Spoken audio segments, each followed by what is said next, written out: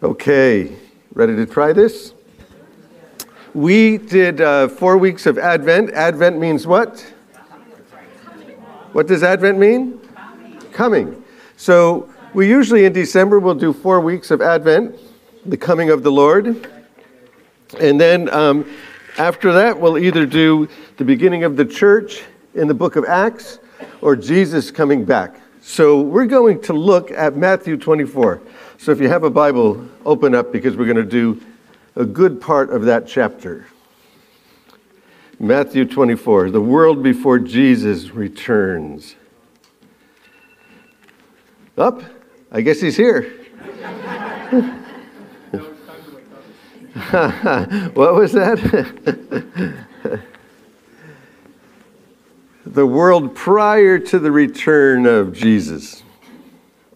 Let's just read some of it, and then we'll read through, and then we'll come back again and try to see what we can get out of it. So chapter 24, verse 1. I have one of those, thank you. So Jesus left the temple and was walking away when his disciples came up to him to call his attention to all of the buildings. Oh, I didn't have one of those, but that's all right. I thought I had one of those. Jesus left the temple and was walking away when his disciples came up to him to call his attention to the buildings. "Do you see these things?" he asked. "Truly I say to you, not one stone here will be left on another. All will be thrown down." As Jesus was sitting on the Mount of Olives, the disciples came to him privately. And they said, "Tell us, when will these things happen? What will be the sign of your coming in the end of the age?" So let's just explain that part before we get into Jesus' answer. What's going on? This is the last week of the life and ministry of Jesus. That's what we're looking at now. So the Gospels, either they take 25% of the end of the Gospels, up to a third of the Gospels, to talk about the last week of the life and ministry of Jesus. And so these guys are in Jerusalem for the Passover. And they're coming and going from Jerusalem every single day. They're not staying in the city, they're staying outside of the city. So they had been in the temple area. And when they were there, all of these disciples of his that were from the Galilee, so they're all fishermen, they're farmers, they work with their hands, they live in the country. They're in the city of Jerusalem. And we've explained this before, I think, about these guys. When they're in the city's a little foreign to them. How do you tell a tourist in New York City? It's really easy. They're looking up. They're looking up. So looking up at the buildings. Well, if you live there, you just keep walking. But these guys are looking up at the buildings. They're not familiar to them, but they're amazing to them. And they said to Jesus, "Look at the buildings, look at this." And Jesus said, "I tell you the truth, that not one stone here will be left on another, they'll all come down." And they're like, "What? What are you talking about?" First of all, that was the temple. For the temple to come down, why would Jesus even say that kind of a thing? And then for the destruction, why would he even do that? So they're bothered by it. So when you leave the city of Jerusalem, you have to go down a hill. You always have to go up to Jerusalem. That's why in the Bible it always says, let's go up to Jerusalem, because it's on a hill. So you come down the hill, and these guys walk up the hill to the Mount of Olives. Does anybody know what they grow on the Mount of Olives? Olives. That's right. They grow olives up there. So by the time you get up to the top of that hill, you're tired. So they stop, and they're sitting down. And while they're there, they say to Jesus, "What are you talking about? What's all that stuff about the temple?" And now Jesus is going to give them an explanation of it. And it's true, it happened exactly like Jesus said in the year 70. They're up there on top of the Mount of Olives at 33 AD. In the year 70, Titus finally has just had it with the Jewish population. And he invades Jerusalem, destroys the city. The temple catches fire. There's gold in there, and so the gold is melting all over the place. The Roman soldiers, on their downtime, would go in and overturn these stones looking for gold that might have dripped in between somewhere. So they took all of those stones and threw them down. And now they've excavated, and you can find those stones. Those are there, just like Jesus said. So the temple comes down, but they asked him 3 questions that Jesus sort of turns into one. Here's the questions. The disciples said to him, "When will this happen? When will it happen? What will be the sign of your coming and of the end of the age?" Wow. So 3 questions, and Jesus is going to answer those. And people ask these questions all the time. So what we're looking at now is what's called eschatology, the part of theology concerned with death, judgment, the final destiny of the soul, and humankind. Christian hope is concerned with eschatology, the science of last things. So the study of last things, eschatology, is not just the study of end times. It certainly includes end times because that's what happens at the end. At the end, there's end times. But it's really concerned with what happens in the end and what happens after our end. And so we're looking at eschatology. And in this case, the eschatology is looking at these 3 questions, because you have to go into chapter 25 to get to some of those other ones. But when will this happen? And what will be the sig of your coming and the end of the age? What will it be? Here, Jesus is going to answer this question. And he's going to answer this question by giving a series of signs, things that you can see so that you know where you're going. When you see a sign, it's supposed to point you to where you're going, right? So the signs are supposed to point us to something. And so Jesus is going to give us some, but here's what we want to say first. Let's ask the question, are the prophecies a series of unstoppable events waiting to happen? One question. Or are they like a slowly rising temperature? Since it's God's story, since we're looking at signs, since it's God's story, since it's His world, since it's His plan, He can stop the dominoes or turn down the heat anytime He wants. Let's keep that in mind, that God is absolutely in control of everything that's going on, and He can make them go as fast or He can make them go as slow as He wants to. God is in control. The first couple of signs we're going to look at are deception, false Christ, wars, rumors of wars, global warring alliances, famines. And we're going to try to put things into 2 categories as we look at this. Some of these signs are age-long signs. What does that mean? It means that these things have happened in every age since Jesus. Some of these things, deception has always happened. Deception isn't something that just happens at the end. Deception has always been going on. And so will deception get greater? We looked at that rising temperature. Is that what's happening? Will deception get greater? False Christ? So we're going to look at things and try to put them in a category. Are these age-long signs or are these age-end signs? What sign is this and what is it doing? Is it an age-long one or is it an age-end sign? So here's what Peter said. So when we try to categorize these, he said, knowing this, that scoffers will come in the last days, walking in their own lusts. And they'll say, where's the promise of His coming? For since the fathers fell asleep, all things continue just as they are from the beginning. Well, there's a lot there. One of the things that's there is people are saying from the beginning things are that's what in geology that's what's called uniformitarianism, which means that everything is exactly the same as it was. It's always been this way. And explain the earth, explain everything. And so they're saying, things have always been this way. But why does God wait? Well, don't forget this one thing. This is a continuation of that verse, dear friends.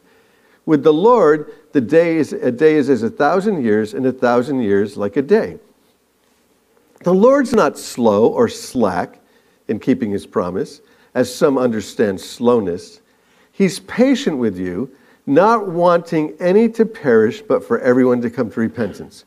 So why doesn't Jesus just come back right now? The answer is right there, that He's still waiting for more people to come to Him. And in the book of Romans, there's actually an indication that there might be a fixed number of Gentile people that are going to come in before the Lord returns. But why hasn't He come back this morning? Because there's somebody, maybe it's somebody in this meeting right now, that you're going to give your life to Jesus Christ. And then you will start that whole series of dominoes going again. Who knows? Who knows? The Lord's still waiting.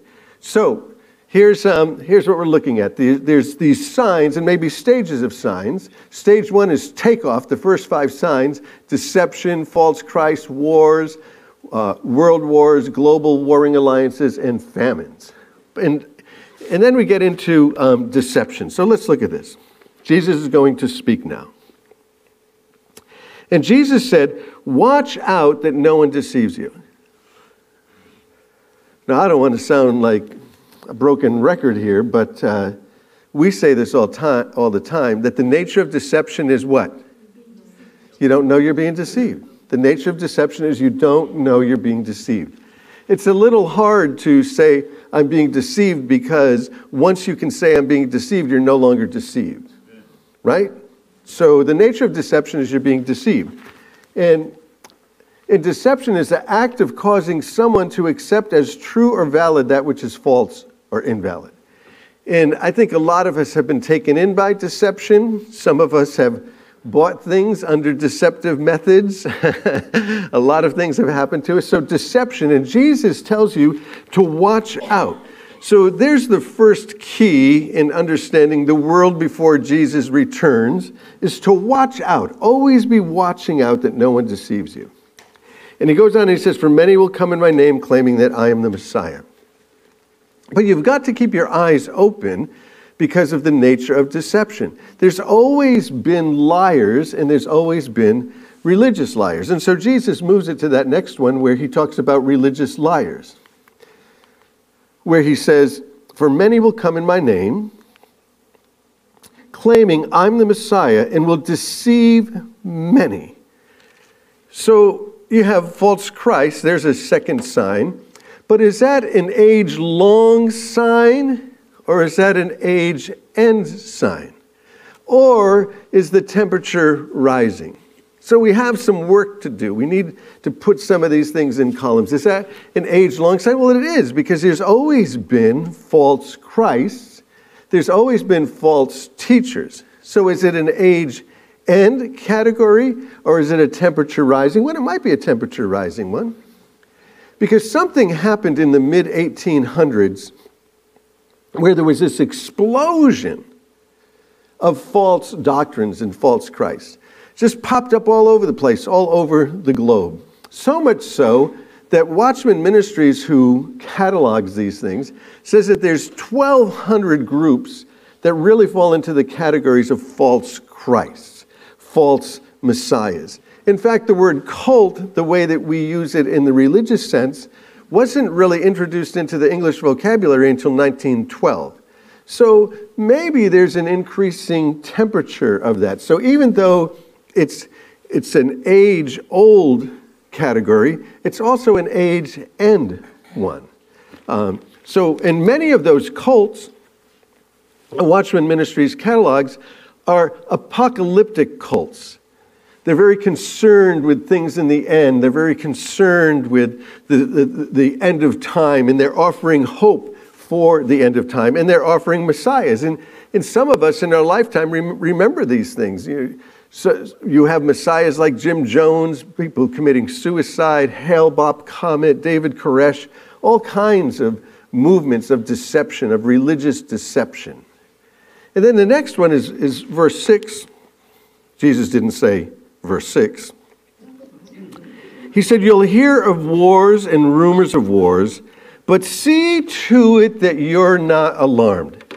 So 2 things so far that Jesus is doing for us.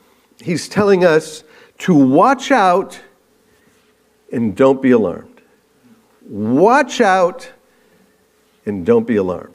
So when we're talking about the days before Jesus returns, which these days before Jesus returned would have happened just weeks after Jesus said this, that would be before his return, right?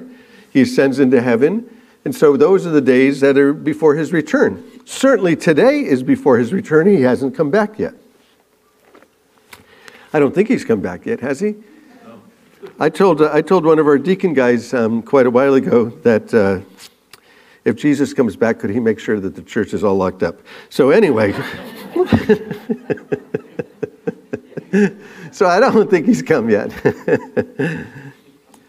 But you'll hear of wars and you'll hear of rumors of wars. But don't be alarmed. Such things must happen, but the end is still to come. So you have age long and age end. Age long and age end. So there certainly have been wars, and Jesus said, don't be alarmed. These things must happen, but the end isn't yet. So let's camp on that don't be alarmed one for a minute. If you are living in a constant state of alarm, you will not make a good EMT. You just won't. If you are living in a constant state of alarm, you will not make a good dispatch officer. You need to stay calm in crisis if you want to be useful and helpful to others. So if you want to be useful in crisis, you need to learn to not be alarmed. I got into this quite a bit last night at our service, and there was a girl there who's a physician's assistant who came up to me after, and she said, I was a dispatcher for 5 years. And she said, the truth is, you need to be as calm can be if you're a dispatcher. She said there was a case where we could not get the people to the address because they wouldn't tell us the address. They're on the phone just complaining, right? You got to get here, you got to get here. Where are you? They're doing it. Where are you? Yeah, you have to, where are you? You have to stay calm in the midst of crisis. And Jesus is telling us that we need to stay calm. We need to keep our feet on the ground. We need to not be alarmed. We need to be watching out. Because when you're alarmed, you get all confused and you make rash, crazy decisions. And you do things you're not supposed to do, and you get caught up in it. And so Jesus is trying to get us to calm down. And then somebody came up to me after that as well last night and said, you remember in World War II? I said, no, I don't remember World War II. I thought, oh man, I must be getting there. They said, but that phrase came out of England, stay calm and carry on. Stay calm and carry on. And so Jesus is telling us the same things. Don't be alarmed, watch out. Because there's always been wars and there always will be. But many times, us as Christian people, when we hear about wars, we get all freaked out. There's a war. Jesus must be coming back. Jesus said there'll be wars. You know, the end isn't yet. Although there will be a war that will be right before the end, for sure, because there's always been warring. But calm it down. Stay calm. So is this an age-long event, or is this an age-end event? Well, it's probably both. Age-long and age-end. Wars. The Club of Rome, they did a report in 1970, and they've been doing reports ever since about the state of the planet. And they tell us that in the last 50 years, there really probably hasn't been a single day of peace. So there's always wars and warring factions, but wars upset people, and when we're upset, people wish that Jesus would just come back now and end it all. Jesus goes on and says some interesting stuff about wars. Nation will rise against nation and kingdom against kingdom. So if you've been around here at all, you know that we have often said that word in English, nation, does anybody remember what we said the Greek word is for nation? Ethnos. It appears all through the Bible, ethnos. And ethnos is not a geographical political border. An ethnos is a group of people. It's a swarm of people. And what are those people defined by? Culture. What makes culture? Usually language makes culture and customs. And what are those customs? Food very often, but it's language and practice. And so it's saying that nation will rise against nation. And the language changes in a moment where it says kingdom against kingdom, where there's multiple nations lined up together. Let's read that. Nation will rise against nation and kingdom against kingdom. So the kingdom against kingdom You know, the United States is sort of a kingdom. Russia was a kingdom. All throughout history, there have been kingdoms that have tried to rule the world. And it goes all the way back to Babylon. Now, when Babylon was a kingdom, what Babylon did was they conquered constantly. And when they conquered, they took all of those people that they conquered and they assimilated them, and now they were part of Babylon. And so in Babylon, you had all of these conquered people. Well, the Persians come, and the Persians conquer Babylon. And when they conquer Babylon, they get all of those other peoples, those nations, those ethnos that are underneath the umbrella of Babylon. Now they belong to Persia. Well, Persia fights Greece. And these things make for great blockbuster movies, the Persians and the Greeks and the Romans. So many movies have been made about their conquering. So the Persians fight the Greeks, and Greece takes over. Then the Romans conquer Greece. And then you have, throughout history, Russia, they ended up conquering everybody, taking all kinds of people. And I'm old enough that I remember, how many of you remember this, that when I was in school, I thought everybody that lived in Russia was Russian. But when Ronald Reagan said, "Mr. Gorbachev, take down that wall," you discovered that behind that wall, they weren't all Russians. They were Chechens and Azerbaijanis and all kinds of people. And they were all conquered. You took these people groups, you took these ethnos, you took these nations, and many of them preserved their language.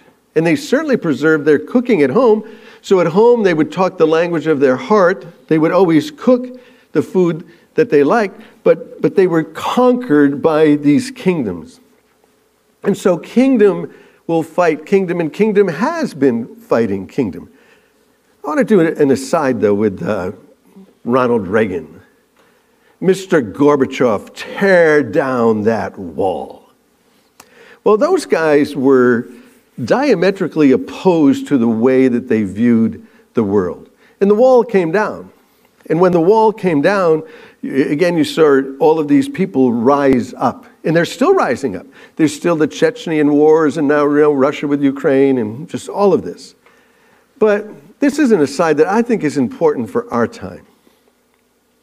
Ronald Reagan said that publicly to Gorbachev. Now that's kind of confrontational, right? I mean, to do that to a world leader publicly. Well, it turns out that Ronald Reagan and Mikhail Gorbachev actually had a friendship. They did not agree on the way that the world should work. They didn't agree on it governmentally. They didn't agree on it economically. There was no agreement on how the world should be run. But somehow they struck up a friendship, and they were civil in their relationship to each other. When Ronald Reagan died, one of the first people that Nancy called was Mikhail Gorbachev. Like, how does that work? How does that work that in a world where you're diametrically opposed to somebody, there can still be some civility and decency? And I think we need to get to the place where there is civility and decency with people that we don't agree with. Imagine that, Nancy calling him and telling him that. I mean, those guys, they went through a lot. So kingdom against kingdom, World War I, World War II, even the Gulf War.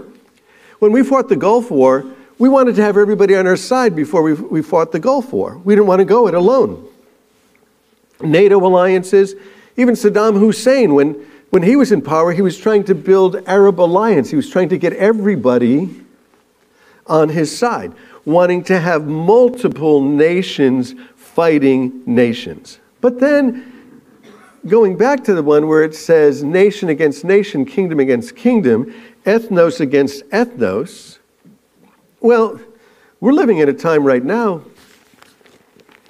where there's ethnos wars and ethnos conflicts all over the planet.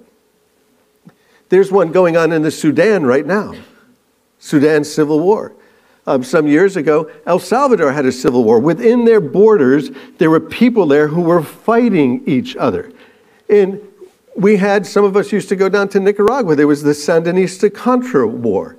People in that country, there was a civil war First of all, the Sandinistas overthrew the dictatorship, and after they overthrew the dictatorship, there were factions within the country that were fighting each other. It was ethnos against ethnos.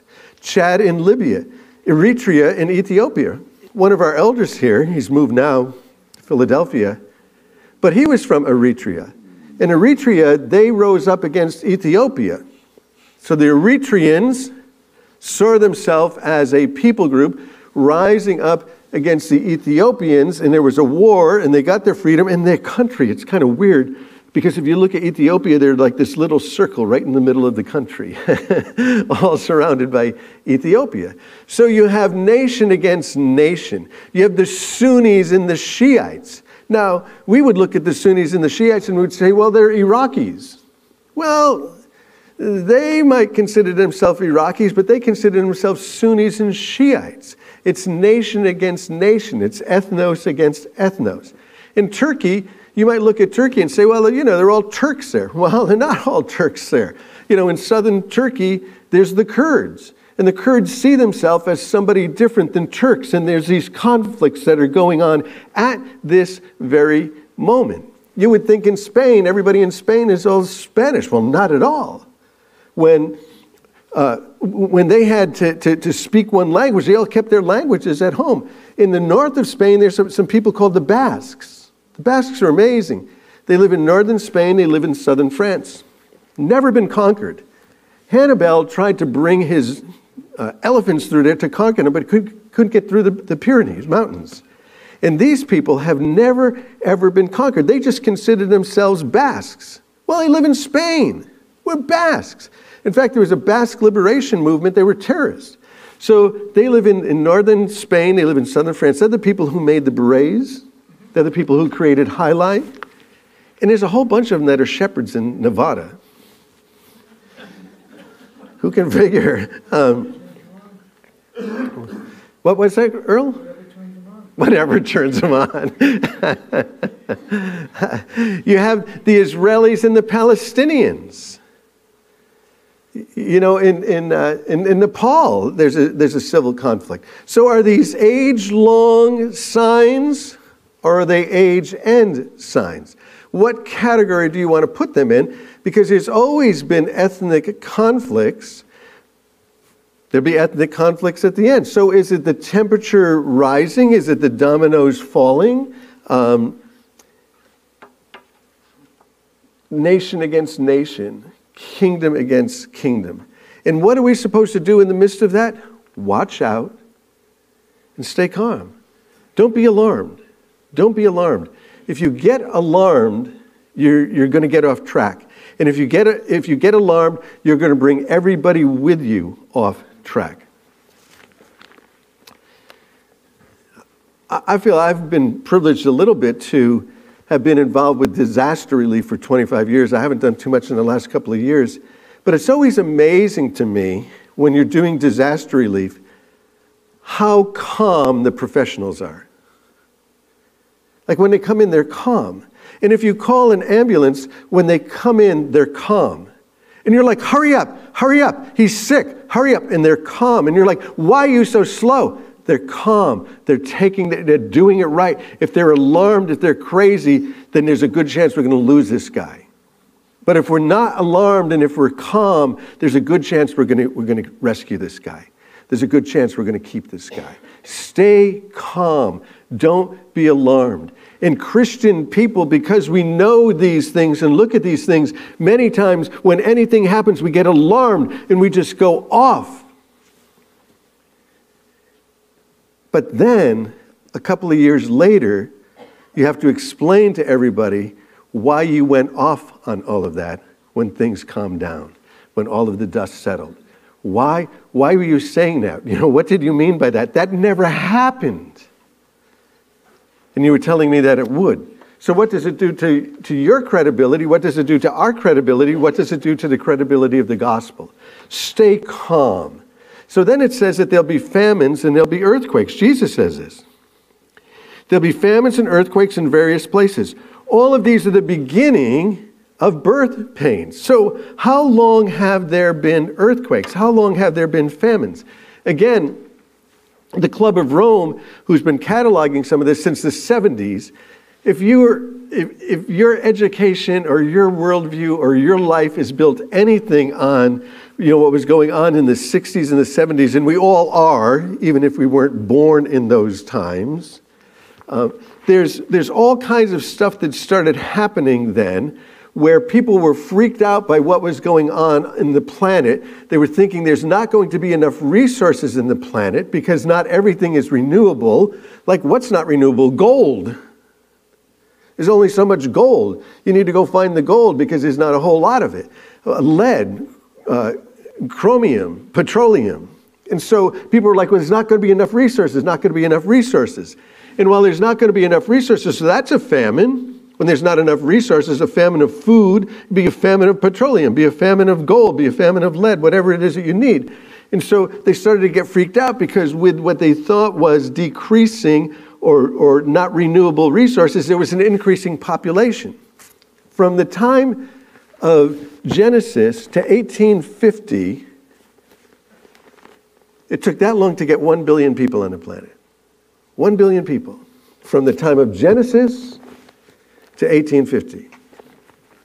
From 1850 to 100 years later, when a lot of us were born, I was born in 1955. So between the first billion that took all the way from Genesis to the decade I was born in, there were 2.7 billion people living in the decade I was born in. How did that happen? It doubled in 100 years, more than doubled in 100 years.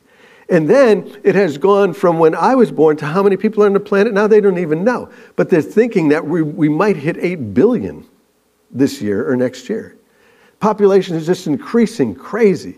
And so people like the Club of Rome's reports limits to growth, famines, part of the 20th century landscape. Well, there's always been famines. There's always been. Jesus, these are the beginning of things, but they've always been going on. So is the temperature rising, or are these age-old or age-end events? Well, you figure it out. Put it in the category.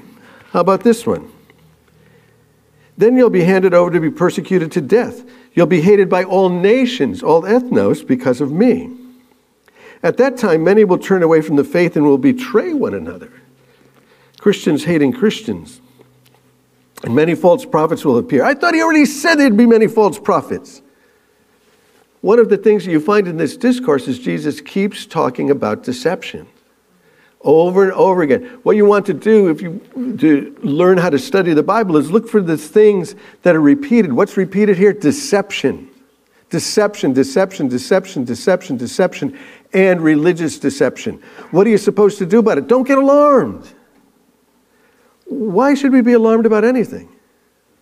Why should a Christian person be alarmed? Jesus said, don't worry about anything. Don't worry about anything. He'll take care of us. And so this posture of alarm is actually disobedience to the teaching of Jesus. We're disobeying him when we're being alarmed, when we're letting everything get out of control. And so all of these things are going to happen. There's going to be false messiahs. There's going to be persecution.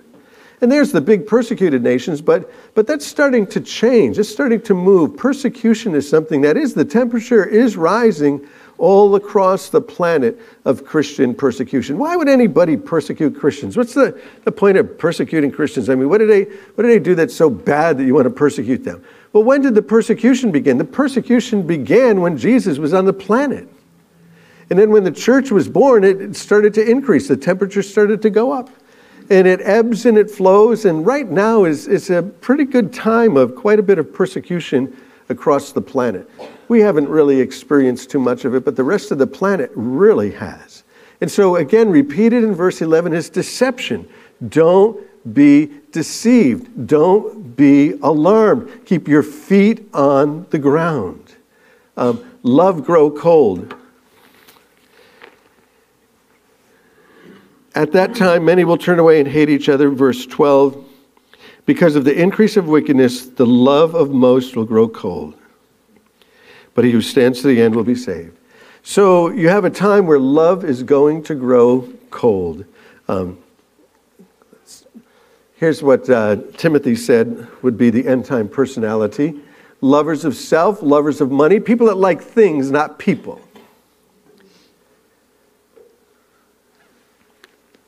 It's easier to control things. Boastful, proud, abusive, disobedient to parents, ungrateful, unholy, without love, unforgiving, slanderous, without self-control, brutal, not lovers of God, treacherous, what a great word, wrath, rash, conceited, lovers of pleasure rather than lovers of God, having a form of godliness but denying the power thereof. So this is talking about people in the church. It's talking about people in the church. How can that happen, that Christian people will get that way? And that they're going to have a form of godliness but deny the power of God. The gospel will go to all nations. It's going to all nations. And it's spreading fast.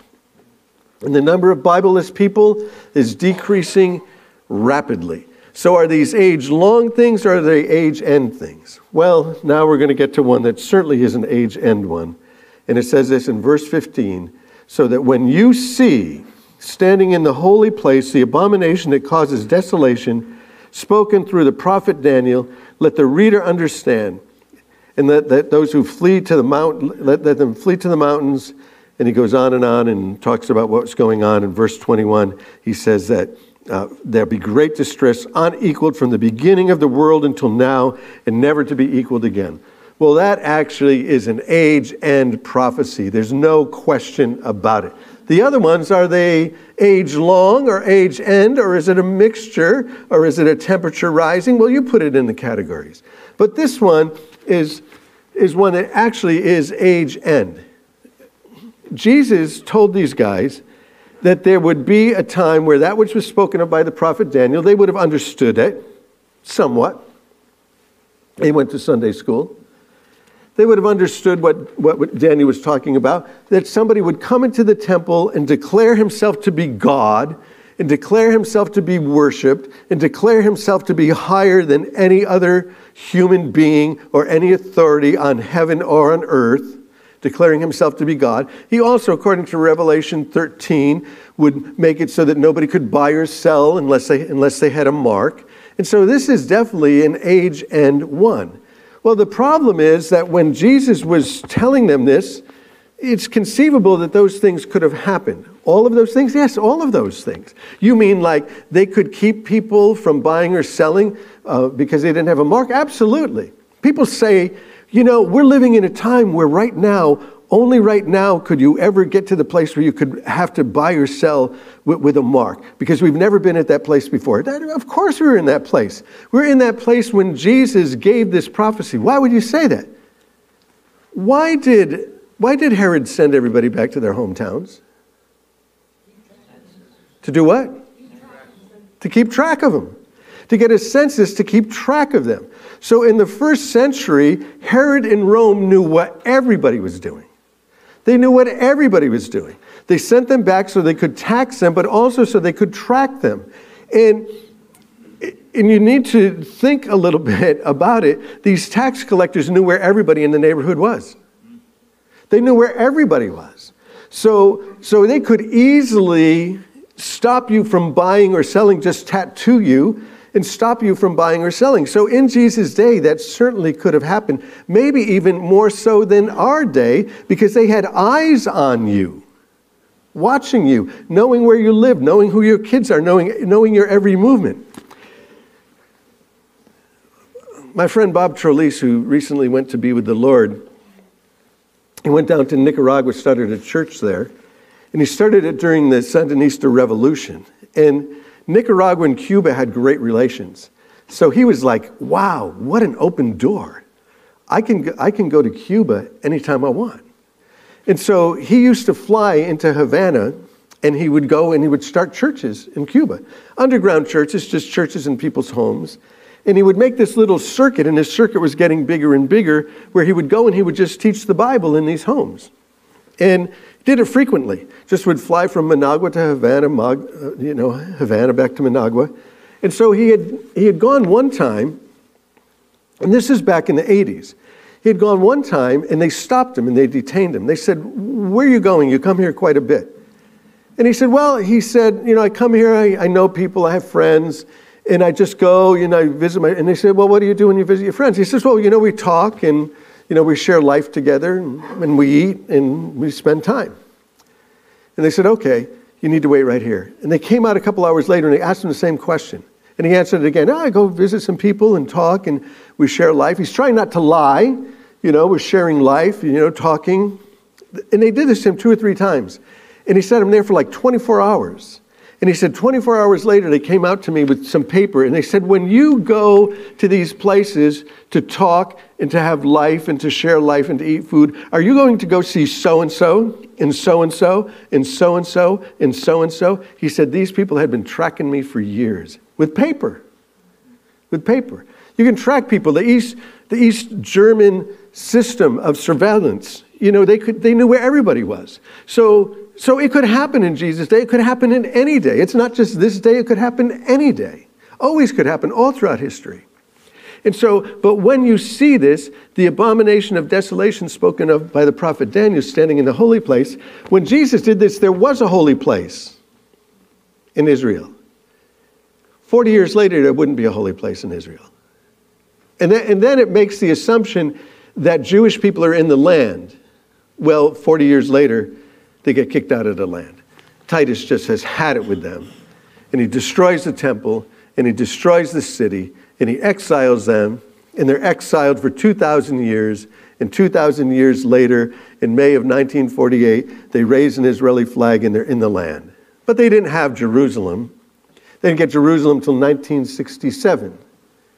And now they're in the land, and now they're planning on rebuilding a temple. So that would be an age-end event. The other ones are age-long, but they're also age-end events. So what do you conclude from all of this? Well, once it gets to verse 21, those are unstoppable events. But deception is repeated again. Why does it keep repeating deception? Because we need to watch out. We're not deceived and we're not alarmed. We will be of use to nobody if we are alarmed and if we are crazy and if we are deceived and if we are running off saying all kinds of things that simply are not so, because God can stop the dominoes anytime he wants. It's what God does. I'm going to tell you a story that happened to me when I was just starting ministry. And a guy came up to me. He'd been in ministry for 40 years. I've been in ministry almost 40 years. A couple of years, it'll be 40 years for me. I'll be in the place he was in. And so when I first started ministry, this guy, and some of you people know this guy, is Pastor Anderson from the Norwich Alliance Church. He called me up. He called me up because he preached a message against me. About me. Used my name. And so he called me. I think it got around, and he was like, I better stop this thing while I can. So here's what he told me. He said, when I first got into ministry, back in the 60s, he said, we were the generation that saw Israel become a nation. We saw Israel become a nation. And he said, because we saw Israel become a nation, he said, we knew that this was it. This was it. It was going to just, the dominoes were going to start moving. And he said, you started to see the dominoes moving. He said, and then, things slowed down a bit. Because we were preaching it, and things slowed down a bit. He said, and then in 1967, he said, these guys took Jerusalem. He said, when they took Jerusalem, we knew it was it. That was it. And he said, and then in the 70s, when the European common market was going to have 10, we knew that it was it. Well, the European common market grew to 28. So the 10 didn't work anymore. And he said, we just knew that we just knew that we just knew that we knew that we knew that we knew. And he said, I'm ready to retire, and Jesus hasn't come back. I said, so what am I supposed to get out of that?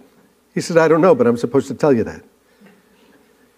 And I thought, I think I get it, that Jesus is coming back. But he said 40 years of ministry. And I started to preach that same message. Jesus is coming back, and Jesus is coming back. And honestly, I have to confess to you that where he says don't be alarmed, I have many times been alarmed. And I have raised the alarmist flag. And I've told people things that ended up not being true, ended up not happening, ended up not following through.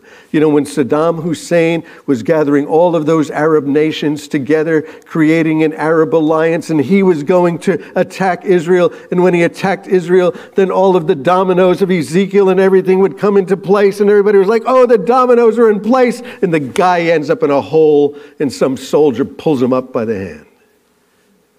Didn't happen. It will happen. You see, here's the thing. If it's prophesied, you don't need to make it happen. It will happen. Jesus told us, don't be alarmed. Jesus is coming back. But Jesus could come back any time. And the point of Jesus coming back any time is eschatology deals with death and afterlife. And all of us will have our second coming of Christ. And most people on the planet will have their second coming of Jesus Christ through death, not through his return or rapture. So what do you do if the second coming of Christ for you is going to be what? Because you were born again. You came to know Jesus. And now you're learning about him. We're growing in him. Where's the second coming? I'm waiting for this. Listen, I grew up in the experience generation. I grew up in the Walt Disney generation. I grew up in the Star Wars generation. I want to go in the rapture. Like, that's the ultimate experience. Not like dropping, 225 feet on some ride. I want the rapture. Well, I don't know. Who knows? Who knows? Jesus will come, but most of us will have our second coming through the experience of death. In the meantime, what do? Well, what are we supposed to do? Was that Jesus talking? This is what we say here. Is keep your eyes to the sky, because it could be any moment. It could be any time. Keep your eyes to the sky. Keep looking for Jesus. But keep your feet on the ground. Don't be alarmed. Don't be deceived.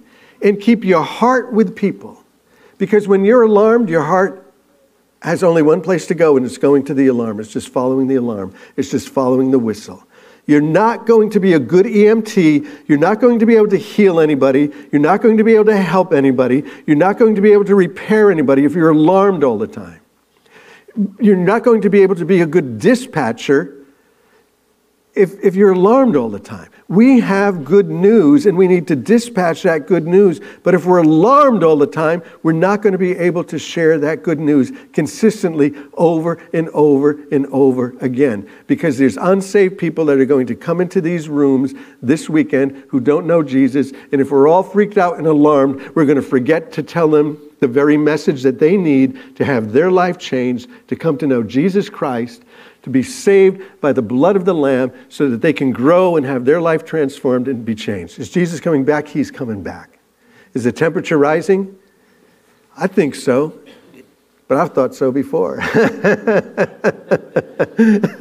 Pastor Anderson thought so as well. Did Pastor Anderson pass on? Did he go to be with the Lord? How long ago? Oh, a while ago. Yeah, so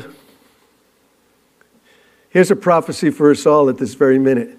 Just as people are destined to die once, and after that face judgment, so Christ was sacrificed once to take away the sins of many. And he will appear a second time, not to bear sin, but to bring salvation to those who are waiting for him. He's coming again. That's a prophecy for every single one of us. We will all die, and Jesus will come back, and he will bring salvation to those who are waiting for him. We know that this earthly house, this tent is destroyed. We have a building from God, a house made not with hands, eternal in the heavens. For in this we groan, earnestly desiring to be clothed with our habitation which is from heaven. Pray this prayer if you haven't prayed to Jesus. Let's bow our heads. And let's have the band close a song with us. Are they here? Or did they go to Dunkin' Donuts?